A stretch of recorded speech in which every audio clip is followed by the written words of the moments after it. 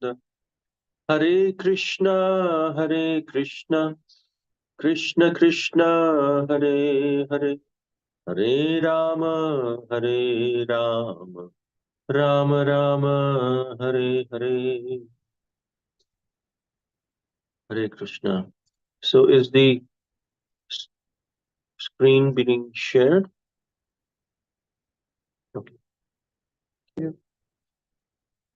Shrimad Bhagavatam, Canto 3, Chapter 13, Text 28 to 33. Is that correct, Mataji?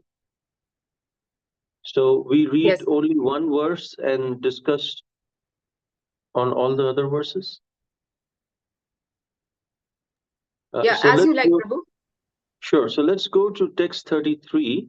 I will discuss in the lecture 28 to 33, but I'll read only the verse 33.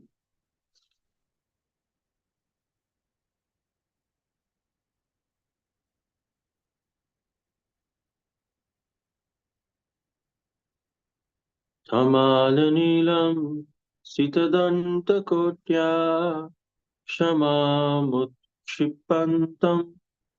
Gajalilayanga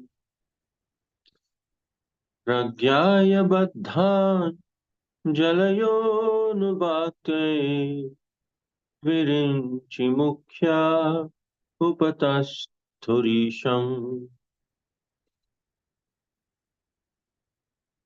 Translation and purport by His Divine Grace Srila A.C. Bhaktivedanta Swami Srila Prabhupada. He died. Then the Lord, playing like an elephant, suspended the earth on the edge of his curved white tusks. Bluish complexion like that of a tamal tree, and thus the sages, headed by Brahma, could understand that the Supreme Personality of Godhead and offered respectful obeisances unto the Lord. So here it is explained how Sri Varahadev, he appeared, and the reasons that he appeared, we have heard this in the previous verses. Mother Earth, Bhumi Devi, was uh, fell inside the end of the Garbhodak ocean. Some say that she fell into the Rasatal, which is one of the planetary systems below the Earth's planetary system. Atala, Vitala, Sutala, Talatala, Rasatala, like that it goes. And then the Bhu, and then the Swargalokas. And Srila Prabhupada, in one of the previous verses, between 28 and 33, I think verse number 30, he explains that how actually the earth did not fall in Rasata, it actually fell at the bottom of the Garbhodak ocean. And the Garbhodak ocean is where Garbhodak Shai Vishnu resides. And this Garbhodak ocean is considered to be the sweat of Mahavishnu. So there are three Vishnus, which all of you may know: Mahavishnu, Garbhodak Shai Vishnu, and Kshirodak Shai Vishnu. And this particular, when Mahavishnu lies on the causal ocean, the Karanodak ocean, this is the Garbhodak ocean. But Mahavishnu lies in an ocean bigger than this, the Karanodak ocean. And then when he breathes out from his pores, all the different universes come out. Bubble, like bubbles from his pores. And in that bubble, half of it is water. That water is his sweat of Mahavishnu, and that is the Garbhodak ocean. And Then there is the Garbhodak Shai Vishnu, who lies on this Garbhodak ocean on the bed of Sheshnag. And then from his navel comes a stem on top of a lotus. And on top of that, there's the lotus flower, and Sri Brahma appears from there. He's called Padmaja, the one who is born from lotus. And on the stem of the lotus stem, coming from the navel of Lord Vishnu, are the 14 planetary systems. Not 14 planets, but planetary systems. Each planetary system has several planets. And this is what Srila Prabhupada is trying to dispel the notion, because he says rasayam in one of the verses, text number 30, it says rasayam, which means Mother Earth fell into rasayam, but people think this is the rasatal system, planetary system, but not rasatal planetary system. It fell into the Garbhodak ocean. And then here it's described how Lord Varahadev, he dove inside. He first came out and leapt into the air. And as he leapt into the air, his hair were quivering. And all the devotees from all the devatas, they were glorifying Varahadev. And then as he leapt, he he dove down into the Garbhodak ocean. And there are beautiful descriptions. In fact, Srila Vishwanath Chakravarti Thakur suggests that there are twice that it happened. This particular pastime of Varahadev appearing in this way, it happened twice. One in the Chakshusha Manu and the other in Swayambhuva Manu. There are Manvantaras and different Manus and different incarnations of Manu that are there. And within a day of Brahma, one day of Brahma, there are 71 Manus or 71 Manvantaras in which each Manu reigns. So Chakshusha Manu is one of the Manus, and Swayambhuva Manu is another Manu. And in their reign of 71 Mahayugas, there are 14 Manus and 71 Mahayugas they reign for. I misunderstood and said that 71 Manus. There are 14 Manus, 71 Mahayugas. And in one day of Brahma, this pastime has happened twice. Krishna comes once in the day of Brahma, but Varahadev, it said that he came twice in one day of Brahma. And imagine if Srila Prabhupada, when we are sitting in the temple, Srila Prabhupada appears, and we'll be, wow, wonderful, we just pay obeisances once. But if he appears second time, that would be a much more glorious occasion. So in this way, this particular appearance, which is described here, is actually combination of both of their appearances, Chakshusha and Swayambhuva Manu appearances. And this appearance actually took place in the Swayambhuva devastation, or the Swayambhuva Manu, when all the planets other than the higher ones, the Janaloka, Tapaloka, Maharloka, Satyaloka, all of them, other than those, all the other lower planetary system, including Earth, Mother Earth, merged in this Garbhodak ocean, the water of devastation. And Mother Earth fell inside the Garbhodak ocean. At the bottom, it was just resting there. That is where, after the partial destruction, all of the planets rest in the bottom of the Garbhodak ocean. But this is supposed to happen after a lifetime of Brahma, or the night of Brahma. But this happened during the day of Brahma. And this was this is where Sri Varahadev appeared to lift and rescue Mother Earth. It is said that Hiranyaksha had depleted Mother Earth of all the gold.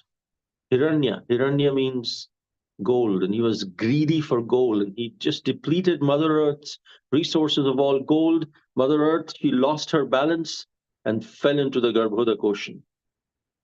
And today also, like following in the footsteps of Hiranyaksha, many of the big industries are drilling oil from under the earth, thinking it'll never end.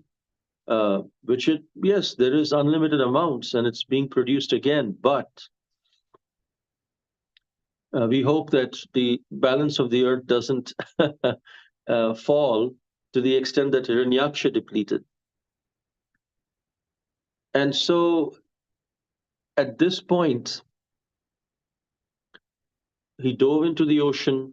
This verse that we just read, it says that he very gently placed Mother Earth on the curvature between the tusks. So on the edge of his curved white tusks. And then he assumed a bluish complexion, like that of a tamal tree. Why? Because Krishna has that bluish complexion. And he wanted to tell everyone, I am the incarnation of Krishna. And all the devatas, they could understand he is the Supreme Personality of Godhead, and started offering him dandavats, because everyone is amazed. Who is this great big boar incarnation? Who is he? Whose incarnation is he? And that's how he indicated, I'm the incarnation of none other than Krishna, the Supreme Personality of Godhead. Look at my blue color of tamal tree. So in this way, one time,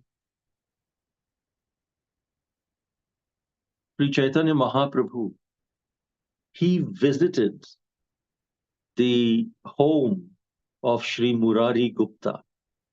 Right here, I'm sitting in Sri Mayapur Dham, and just in the neighborhood, about a 15-20 minute walk from here is the home of Sri Murari Gupta. He was a physician and a great devotee of Lord Ram. And he would just always chant the name of Ram. Sri Chaitanya Mahaprabhu, to test him, told him, you should chant the Hare Krishna mantra. Why don't you chant the Hare Krishna mantra? But Sri Murari Gupta, he said, okay. And he started trying to chant the Hare Krishna mantra. And he just, only thing that could come out of his mouth was Ram, Ram, Ram, Ram, Ram, Ram. And he said, I just am not able to chant. What should I do? And then Sri Chaitanya Mahaprabhu revealed to him, I was just testing you. You are actually an incarnation of Lord Hanuman. And you respect Krishna, but you have this deep attachment to the holy name of Lord Ram. Continue chanting the holy names of Lord Ram. And then one day, Sri Chaitanya Mahaprabhu visited this house of Sri Murari Gupta. And suddenly, he took a water pot and put it on his nose. And he started shouting, I am Varahadev! I am Varahadev! And Sri Murari Gupta was, whoa, who is this? Who is this person here? I thought this is Sri Chaitanya Mahaprabhu. And then he started telling him so many different, he started revealing different things.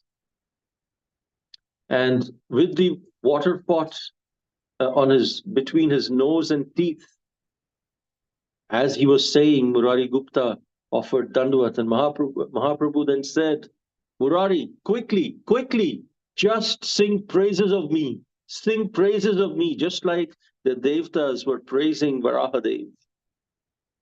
Sri Chaitanya Mahaprabhu generally would never do this. Sri Chaitanya Mahaprabhu would not do this generally.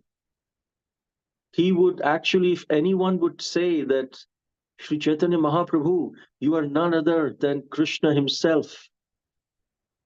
He would jump into the Ganga and say, Hari Bol, Hari, Hari, Hari. Hi, hi, Hari Bol. And he would just chant the name of Krishna and jump into the Ganga. Can you all hear me? Just wanted to check if my Yes. voice Yes, stopped Prabhuji. for Yes, some time. Prabhuji. Did my voice or the image stopped for some time? Video was stopped, Prabhu, but your voice is okay. Okay, all right. Yeah. So, so Sri Chaitanya Mahaprabhu would never entertain anyone calling him Krishna. But here, in very few cases, to Sri Advaita Acharya, to Sri Murari Gupta, to some very close associates, he came into the mood of the Supreme Personality of Godhead. Generally, he was in the mood of Srimati Radharani. He is Krishna, in the mood of Srimati Radharani. But here he came in the mood of Krishna, the Supreme Personality of Godhead. He revealed in this very rare circumstance, very secretly, to Murari Gupta, that I'm just speaking the truth to you. I'm the essence of all scriptures. I've come to engage in Harinam Sankirtan myself and induce others to chant my holy names. I cannot tolerate malice or any harm towards my devotee. If someone tries to harm my devotee, even if he's my son, I will tear off his head. That's what he would say. He said when he gave the special darshan to Murari Gupta. So what is this one thing that Sri Chaitanya Mahaprabhu said, that if someone harms my devotee, even if he's my son? Who was the son? Is he speaking about the son of Sri Chaitanya Mahaprabhu? Is Sri Chaitanya Mahaprabhu speaking of the son of Varahadev? In fact, it is said when Sri Varahadev gently placed Mother Earth on the curved tusks, white tusks, edge of the curved white tusks, due to his touch, due to Varahadev's touch on Sri Bhumi Devi, Sri Bhumi Devi got impregnated. And as a result, a son was born. And this son's name was Bhauma. Bhauma is the son of Bhumi. And he's the son of Bhumi and Varahadev, Bhauma.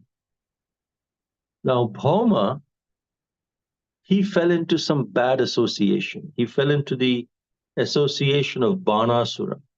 Banasura was he had 1,000 arms and he would play drums. He was a devotee of Lord Shiva and he would play with 1,000 arms. He would play drums for Lord Shiva and Lord Shiva would dance. And in this way, Lord Shiva was very pleased with Banasura. He gave him lots of material benedictions. And this Banasura, he became, his demoniac propensities came out due to all this misuse of power. And Bhauma, in the association, became Bhaumasura. So here it is explained that how even if you're the son of the Supreme Personality of Godhead, if we associate with bad people, we'll become like them. If we associate with non-devotees, we'll become like non-devotees. And in fact, Banasura became an asura in association of Dvivida gorilla. Dvivida was actually in the army of Lord Ram. And when Lord Ram and Lakshman came, he was one of the generals of Sugriva with Nala, Nila, Dvivida, also was in the army of Sugriv, which again became the army of Lord Ram. But when Lord Ram and Lakshman entered first time, everyone accepted Lord Ram and Lakshman. But Dvivida accepted Lord Ram, he could not accept Lord Lakshman as the supreme. And so he was envious of Lakshman. And this same Dvivida gorilla continued to live from Ram's time to Krishna's time. And he started teasing the gopis. And as a result, he was killed by none other than Balaram, who is an incarnation of Lakshman, who's none other than Lakshman himself. So here we can see we may be a devotee of Krishna, but if we are envious of another devotee of Krishna, we may accept Krishna as supreme, but not a guru or not the representative of guru, then we will be killed, or that propensity eventually will be killed, and that purification will be very, very painful. So here we see that this Bhaumasura, Bhauma became Bhaumasura, the association of Banasura. And then he's also called as Narakasura.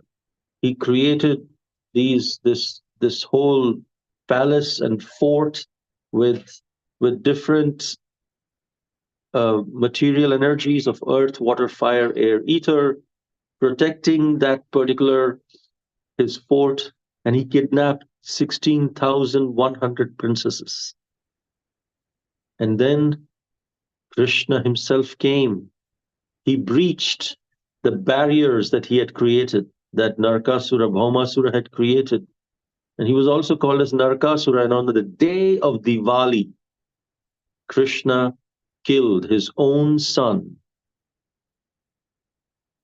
Bhaumasura or Narakasura, and rescued the 16,100 princesses. He was the son of Varahadev and Bhumi Devi, such an exalted position, such heritage, such genes that he may be having. Of course, Varahadev is transcendental, so it may not be appropriate to speak in terms of genes, but you can see the heritage that he's having. But association is the key. It's not whether we are born in a Brahmin family or in an educated family, non-educated family, or in a Shudra family, whichever. It's the association which either lifts us or degrades us. So this was what Sri Chaitanya Mahaprabhu was referring to when he actually said about the even if he's my son, if they harm my devotee, I will vanquish them. So we should be very careful of the Vaishnava aparadh, is what Sri Chaitanya Mahaprabhu, he simply said, if you chant Hare Krishna Mahamantra and not offend devotees, not criticize devotees, you will go back home, back to Godhead. Very simple, two-step process.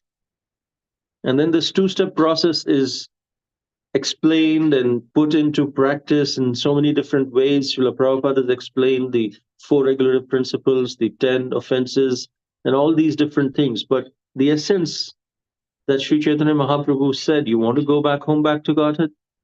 Chant Hare Krishna and do not criticize devotees. So this is what happened with Lord Varahadev. It is said that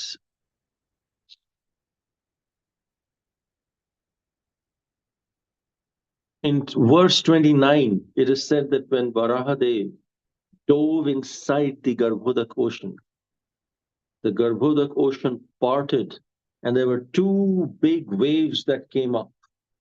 So he went down, and as a result, two big waves. It was the whole Garbhodak ocean was divided into two big waves, just because of the sheer force of how Lord Varahadev entered into the ocean. And it is explained that those two waves looked like Garbhodak ocean is raising its arms and asking for mercy. Please save me, save me. Just like devotees raise our arms. In hopelessness, we will find real hope if we raise our arms in utter surrender to Krishna. And we have seen this in Draupadi, in Gajendra, in the story of Vritrasura.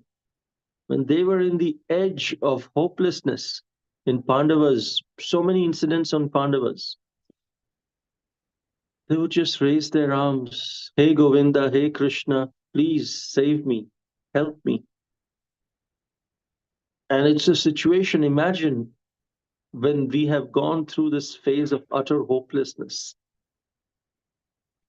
Any situation that you were completely hopeless, in that we will find real hope.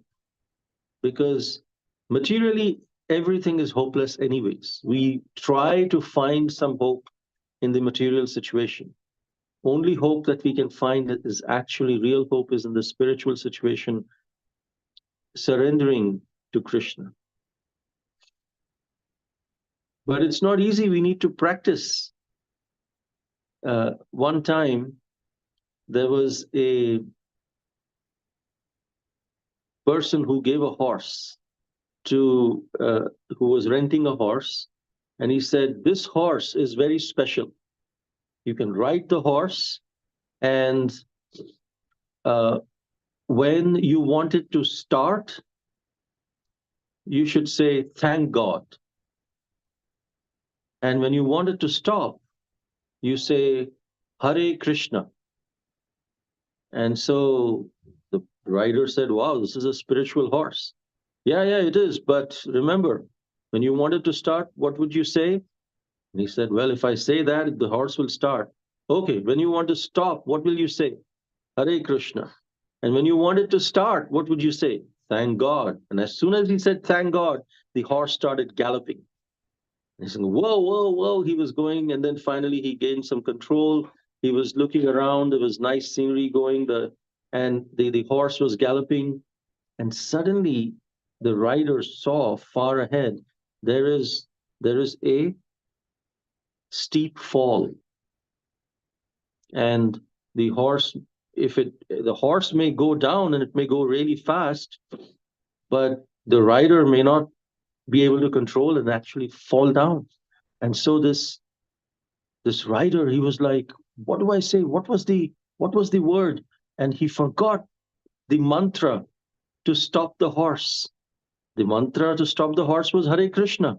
But he just couldn't remember in this moment of crisis. And he started saying, Hallelujah, Hallelujah. It didn't stop. And he said, stop, stop, stop. It didn't stop. He was saying so many different things. There is some mantra, there is some phrase, I don't remember.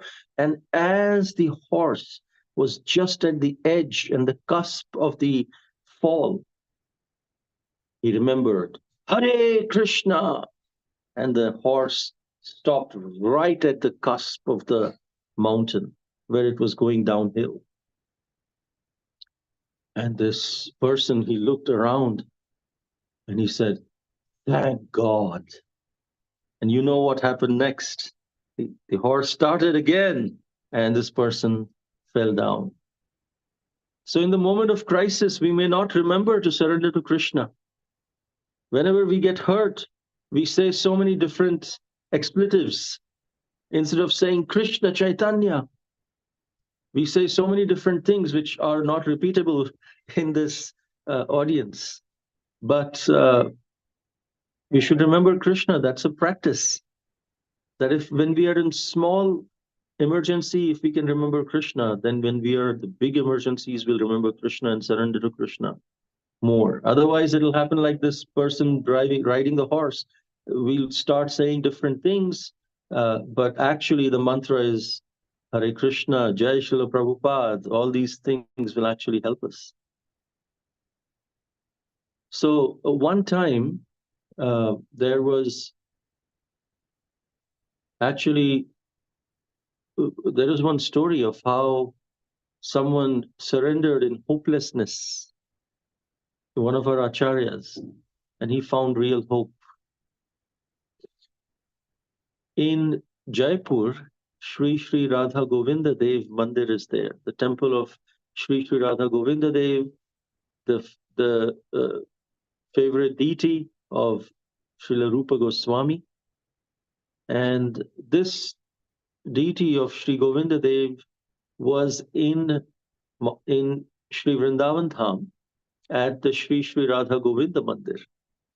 It is a huge, beautiful temple created for Sri Govinda Dev. But then the Mughals, they invaded Vrindavan and they broke they said from Agra, they could see this in Vrindavan, this huge structure. And they said, no structure can be bigger than my palace. And so the Mughals came to destroy it. They broke 7 stories of it. But then, and the devotees, before the Mughals came, they secretly transported the deity of Govinda Dev to Jaipur, where the king, Man Singh, was there. And the Rajput kings were devotees of Krishna, and they were Kshatriyas. They vowed to protect the deity against the Mughal emperors. The Mughals didn't have the gall to enter Jaipur into the forts of Rajasthan. And Sri Govinda Dev was safely secure in Jaipur. Even today, there is a beautiful temple of Sri Sri Radha Govinda. But that's not the story of hopeless surrender. It's just a prelude. Sri Sri Radha Govinda Dev a temple was built by the king, and Gaudiya Vaishnavas, the followers of Srila Rupa Goswami, who was revealed this deity first of Govinda Dev worshipping. And this king was also actually a Gaudiya Vaishnava. But there were some Ramanandis, the followers of Sri Ramanujacharya, who is very worshipable for all of us. But at that time, they found a technical difficulty.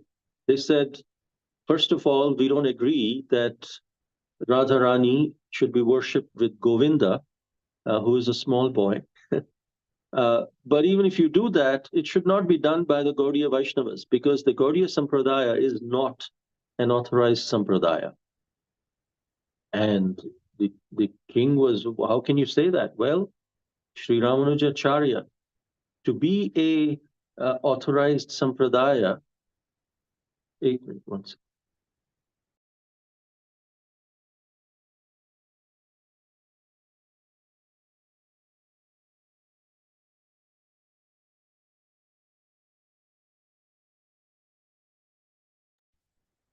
Hello?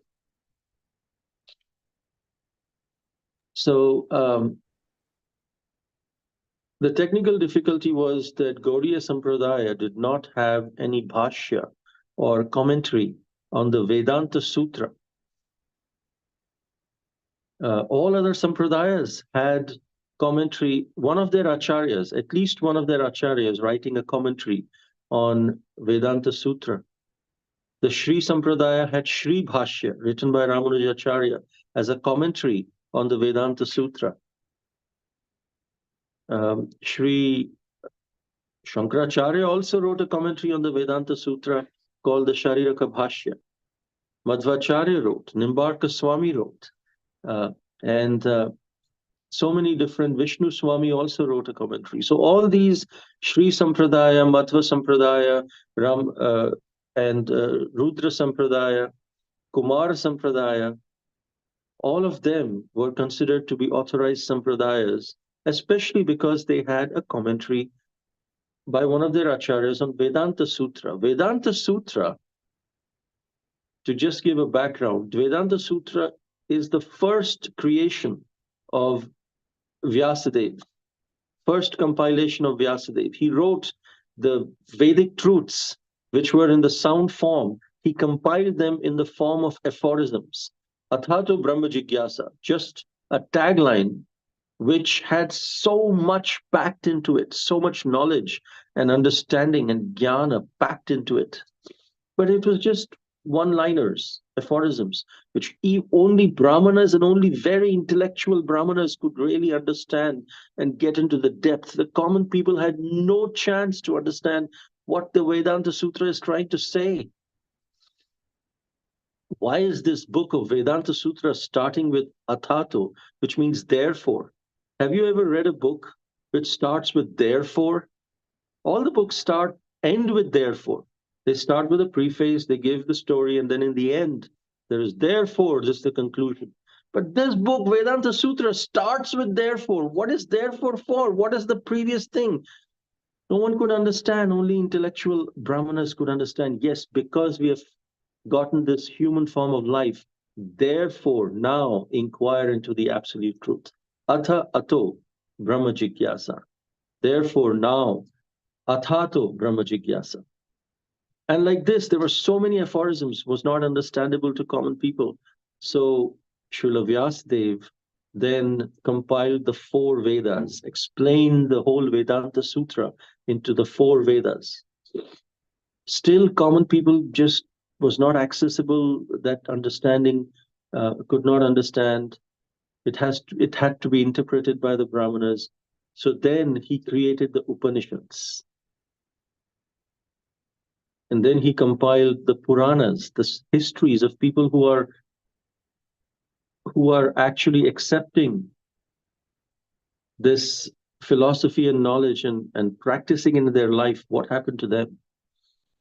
And there were all these different Puranas. Still, people could not understand. That's when he wrote the highest Purana, Bhagavatam, Shrimad Bhagavatam. And we know how it was revealed by Sri Narada Muni to Srila Vyasadeva, that you will be, the cause of your dissatisfaction is because you have not directly glorified the Supreme Personality of Godhead, Krishna. And so now do that in the form of Srimad Bhagavatam. When Srila Vyasadeva did that, he was completely satisfied. So Srimad Bhagavatam is actually a commentary on the original Vedanta Sutra by the compiler of the Vedanta Sutra. However, these other sampradayas also have written their commentaries, and they don't consider a sampradaya to be authorized unless you have a commentary. So the king, who was a Gauriya Vaishnava, he said, well, the worship of Sri Sri Radha Govinda Dev is in jeopardy. The authority and the credibility of Gauriya Sampradaya of Sri Chaitanya Mahaprabhu. He is from Madhva Sampradaya, but we call our Sampradaya as Brahma Madhva Gauriya Sampradaya. And that didn't have any commentary.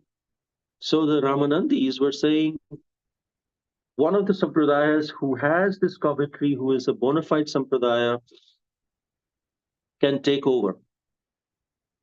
And can take over the worship of Sri Sri Radha Govinda Dev. And so the king called the followers of Rupa Goswami in Mayapur, in Sri Vrindavan Dham, I'm sorry. And at that time, the biggest scholar was Srila Vishwanath Chakravarti Thakur. But he was very old. He wrote, Srila Vishwanath Chakravarti Thakur has written so many commentaries on Bhagavad Gita. In fact, our very own Srila Prabhupada was very much inspired by the commentary of Srila Vishwanath Chakravarti Thakur on one of the verses of Bhagavad Gita, which is Vyavasayatmika Buddhir Ekeha Kurunandana. In that verse, Srila Vishwanath Chakravarti Thakur, he wrote, Ekeha Kurunandana, having one pointed attention, focus, is actually that one pointed attention, that one pointed focus means that we should consider the instruction of the spiritual master as our life and soul.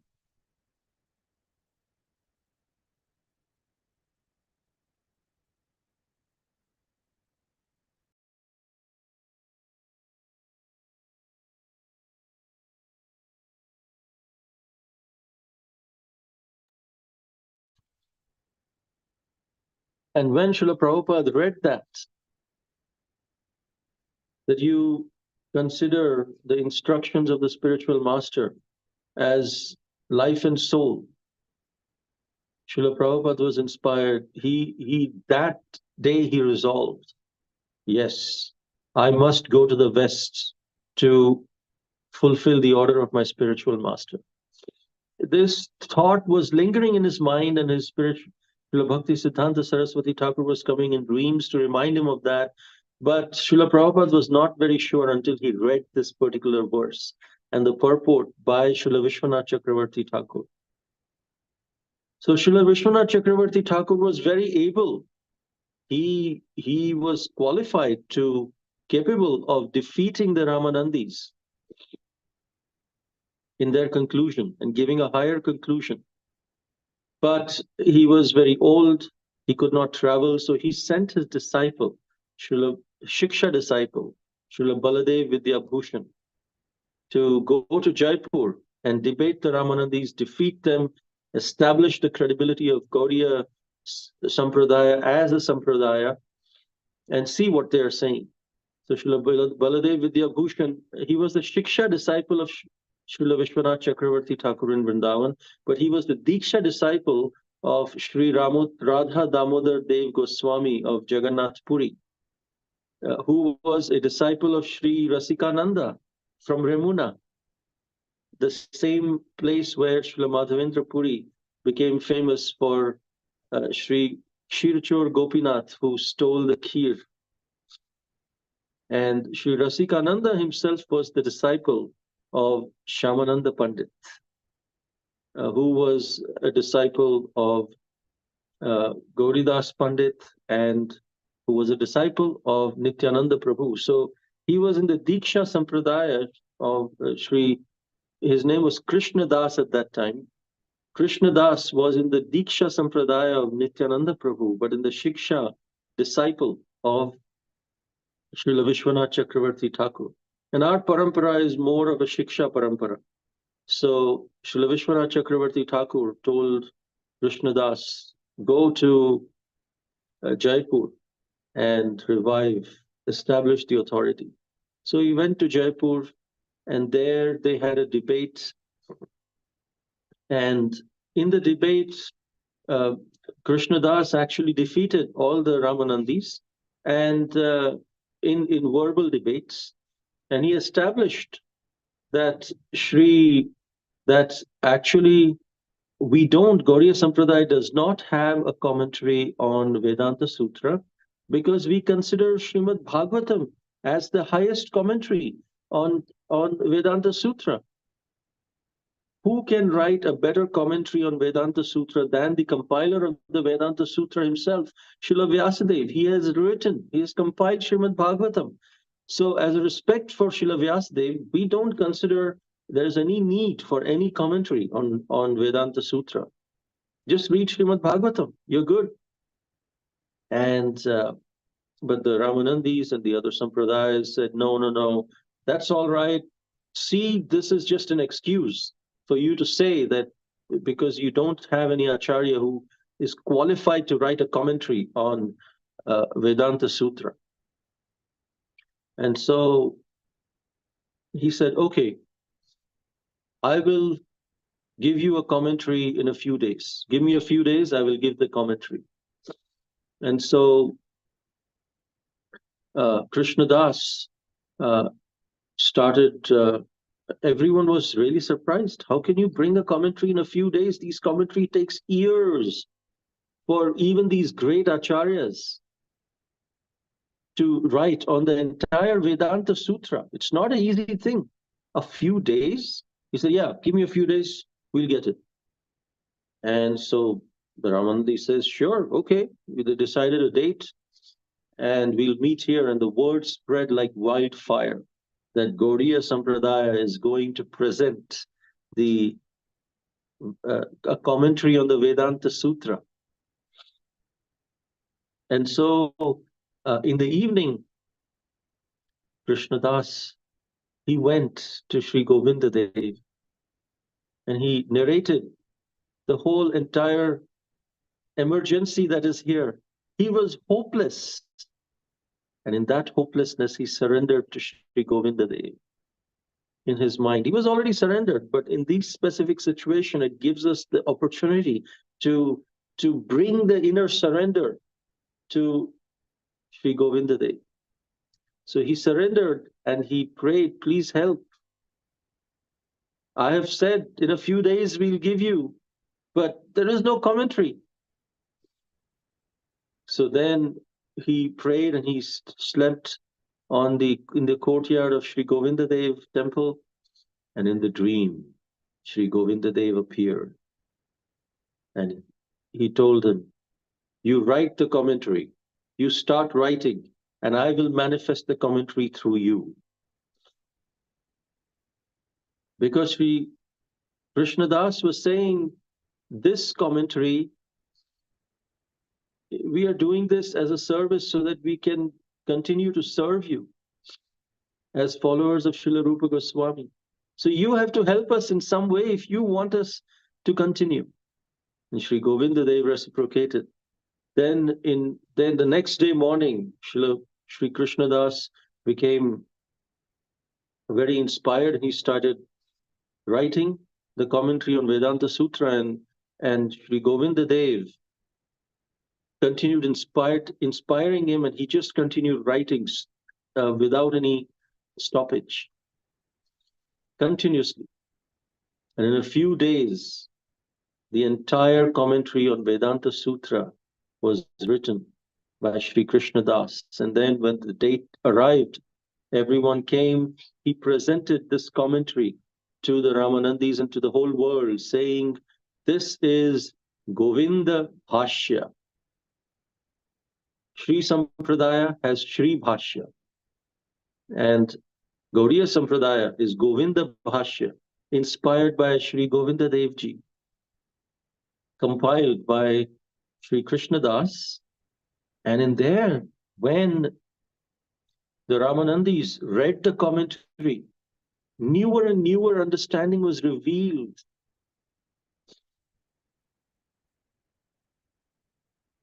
Of Madhurya Ras.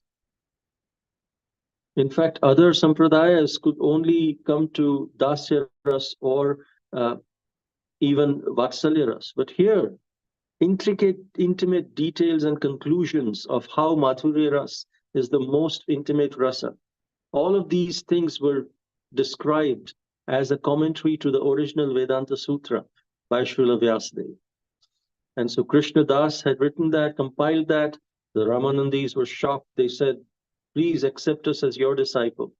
And they gave him the name Vidya Bhushan, which means the ornament of Vidya, of knowledge,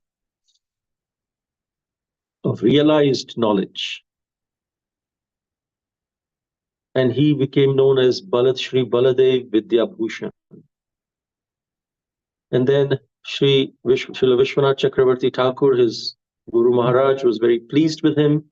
And the whole Sampradaya, all of us are indebted to him because he gave that credibility to the Gaudiya Sampradaya in the eyes of the others. It was credible in the eyes of Krishna, but in the eyes of general public, he gave that credibility.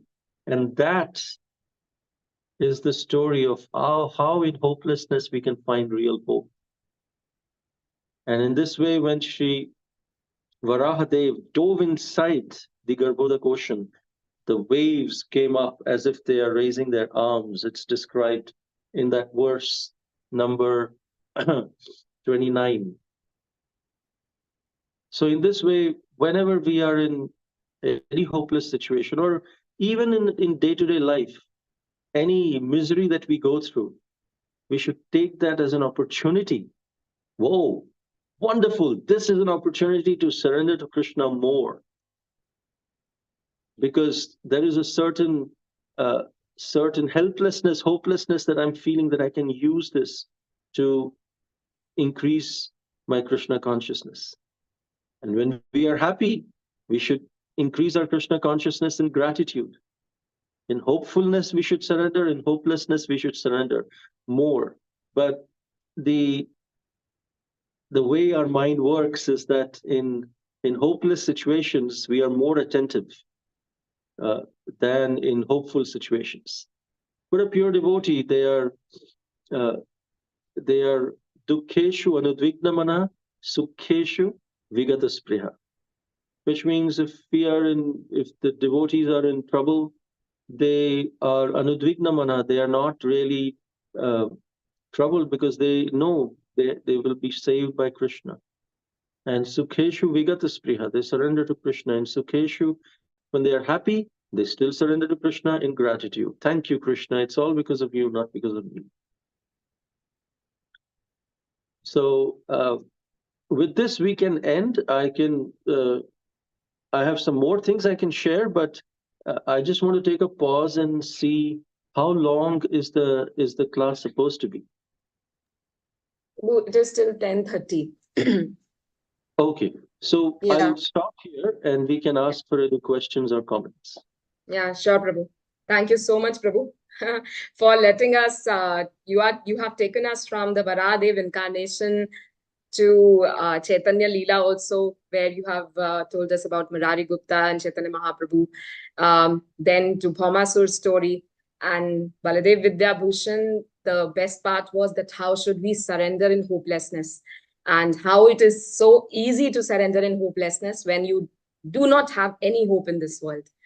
But the best part was, which I like the most, about the horse story, in which very simply you have highlighted that how we should always remember Krishna in any phase of life or any circumstances. So thank you so much, Prabhu, for giving us so many informations in this session. Yeah, so Prabhu, I'll ask then to the devotees, if they have any questions, they can raise their hands and ask from Prabhu. Hare Krishna. Hare Krishna. Hare Krishna. Yeah, Mataji. It's Advait, me. oh, sorry, yeah. Hare Krishna, Prabhu, Ashish Prabhu. Yeah, please. Without raising hand, I'm just asking whether I'm in the office. So, Prabhuji, thank you so much. It was a wonderful session. And, I could not join from the start, but it was really absorbing. Prabhuji, one doubt which I have is in one of the points you were mentioning about the offenses. Like Chaitanya Mahaprabhu has said, chanting and not committing offenses. These are two doors to go back to Godhead. Now, when we are dealing with the devotees, then willingly and most of the time unwillingly, we commit offenses. We hurt them by our words, maybe by messages, by gestures. So, and most of the time it is, it is not in our hand to not commit offenses. I hope you understand the practicality of the dealings with the devotees. So how should we do, how, and there are some instances wherein there are some management issues which you want to point out, and if you don't point out, you feel that system is losing. So that time, what should be our behavior, whether we should really point it out, or we should keep it within ourselves. I mean, what actually we should do? That is my question. Thank you, Prabhuji. This is a very, very practical question. Thank you for bringing this out. I can think of three things that can be done. One is on a managerial level, how it should be dealt. Second is how, as a devotee, it can be dealt. And the third is how, on Krishna's level, that it can be dealt. So on a managerial level, yes, we don't want to offend a devotee, but then for the greater good of the community, sometimes we may have to point out some things that and correct a devotee. At that time, actually, the same question was asked, and to Srila Giriraj Maharaj, and he replied that first of all, we should not be eager to uh, do that to the devotee. In our heart, we should not want to. Yes, we have to do, so that's okay, we have to do, but we should not uh, try to use that managerial thing as an excuse to take out our vengeance on that particular devotee. So, first, before approaching that devotee, we must work on ourselves to make sure that we have forgiven that devotee or we do not have any grudge against that devotee personally. It's just a managerial thing, because sometimes some of even managerially devotees, the managers take it personally if someone does something which is potentially a harm to the greater good. First thing we should do is to avoid that offense. As a manager, is to work on ourselves, pray to forgive that devotee, and not make sure that we don't have any personal grudge against that devotee. Uh, Once we have done that work, then for the greater good, we can actually approach and do whatever is best in that situation for that devotee and for the community as well, together. And if we have done that work of forgiveness and of not having any vengeance, then it'll be very easy. We'll be making a decision in an unbiased manner. Of course, there's no true unbiased, but still as much as possible. And we can pray to Krishna and Guru to inspire us to do the best in that particular situation. So that is how we can deal with this managerially. And then there is no offense in that sense. Even if we have to do something, we are still personally caring for that devotee, but managerially, we have to unfortunately take some decisions. Then on a devotee level, we should also try to meditate on what are the good qualities of the devotees. And it is said the first offense is to not offend the devotees. But instead of focusing on not offending, I should not offend devotees, I should not offend devotees, what will happen? We are thinking of offend, we'll end up offending devotees. Because the mind does not see the not offend devotees. The mind just sees offend devotees.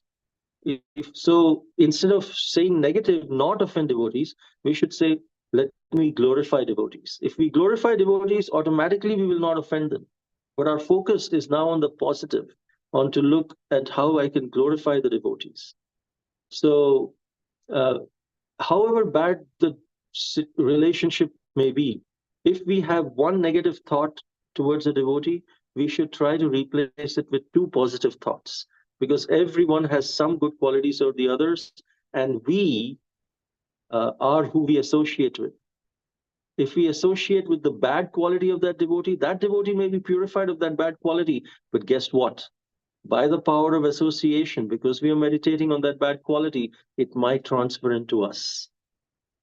So we should be very careful to only associate with the good qualities of the devotees. If we are not in a managerial position, it's very simple. Just focus on the good qualities.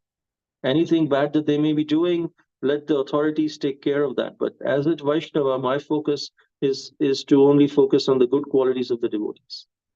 And it's not my authority to correct someone if I'm not in a managerial or a guru position. I can maybe suggest it to the authority, but not to do that personally. My focus is chant Hare Krishna and glorify devotees. That's at a devotee level. Third is Srila Sanatan Goswami says that when a devotee is offended, there are two components to that offense. One is that the devotee feels offended, and the second is that Krishna feels offended that my devotee is offended, which is what Sri Chaitanya Mahaprabhu said here to Murari Gupta in the form of Varahadev. He said, if anyone harms my devotee, I will, even if he's my son, I will personally come and vanquish that person. So we may beg forgiveness and glorify that devotee and beg forgiveness from that devotee. It's still not enough, because only the devotee component of that offense is rectified. And the devotees are merciful. They say, oh, sometimes they say, I didn't even think this was an offense, but you're coming begging forgiveness. Okay, thank you. Please forgive me as well. Sometimes they're in the mood of Maharaj Ambarish, where he didn't really feel that it was an offense, but by the sage. But there is the Krishna offense, the Krishna component, where Krishna is offended. And to overcome that component, we must serve that devotee to please him. Just begging forgiveness is not enough, but somehow find what can please this devotee, in maybe assist in his service to Krishna, in his service to Guru, maybe give some gifts, give him some things that he or she likes. If we serve them in a way, or invite them for prasadam, serve them, if we serve them in a way that pleases them, then the Krishna component also goes away. So if we should glorify devotees, not offend them. But as you said, if we still end up offending, we need to take care of both these components: beg forgiveness from the devotee, glorify the devotee, but also serve the devotee in such a way that the devotee is pleased. And then that offense can be nullified in a practical situation. So these were the three components of the answer. Does that address your question? Yeah, very much. Very much. Thank you so much. Thank you, Prabhu. Okay, Sunita Mataji. Thank you, Mataji. Hare Krishna Prabhuji, Dandavat Pranam. Today, while narrating the story of Bhauma, how he became Bhaumasura with the association of Bhanasura, and the devotees, when they come in association with the non-devotees, they also develop the qualities of a non-devotee. So why not vice versa, Prabhuji? Why not the other way, Prabhuji? Can you describe what other way you're talking about? Like Prabhuji, non-devotees there may be a chance of non-devotee becoming a devotee, but always why devotee becoming a non-devotee, Prabhuji? No, there are many instances where a non-devotee also becomes devotee. The whole Hare Krishna movement is actually an example of non-devotees becoming devotees in one sense, by the association, starting with the association of Srila Prabhupada. And that continues in the association of our gurus and the representatives of our gurus and the preachers. When we go out, due to the association, people transform into Hare Krishna devotees. And but there is a caveat there. Just like what devotee was giving an example of kabaddi. I think that most of the audience are Indians. They will understand kabaddi. You go out and then you say a word, and you keep repeating it till you lose your breath. And as long as you don't lose your breath, whoever you touch is transformed in one sense. So like that, when preachers go out into the material world to preach to non-devotees, we are actually saying Hare Krishna, Krishna Krishna, Hare Hare, Hare Ram, Ram Ram, Hare Hare. And as long as we are in that consciousness of chanting the Hare Krishna mantra, whoever we touch, we become an instrument in transforming their lives. If we give them a book, they touch a book, their spiritual life has started. We give them prasadam, their spiritual life has started. We speak to them nicely, they appreciate the tilak, their spiritual life starts. If we cultivate them, they can actually become devotees. But we also have to be careful. What is our capacity of our breath? As long as we are chanting Hare Krishna continuously, and in the kabaddi match we are touching, they're getting transformed. But the moment we lose our breath, we get out. So we should, as preachers, understand what is our limit that I can go out and touch. And as soon as we find that our spiritual energy is being depleted, we should come back to replenish and then go out again. But not go out, oh, okay, these devotees, okay, this person is, he's going to the movies, let me give him my association by watching a movie with him. No, now it's reverse. Now he is giving his association to us. So I guess this kind of answers both questions. It does happen that a devotee can transform non-devotees, but non-devotees, there is also a risk that if we are not careful, we can get transformed by Maya. So it is just a caution. But both, as you said, both of the things happen. Devotees get transformed into non-devotees, and sometimes non-devotees get transformed into devotees, and many times non-devotees get transformed into devotees as well. Correct. Thank you, Prabhuji. That is what we don't understand, Prabhuji, when to exactly stop the non-devotee association. Because we, with a good intention, we approach non-devotees, let them also come into the Krishna consciousness. But at times, we also lose our interest in Krishna consciousness because more mingling with the non-devotees, and we exactly don't know a way to stop exactly that association. We'll be in dilemma. That is correct. That is why we need the direction of a guru.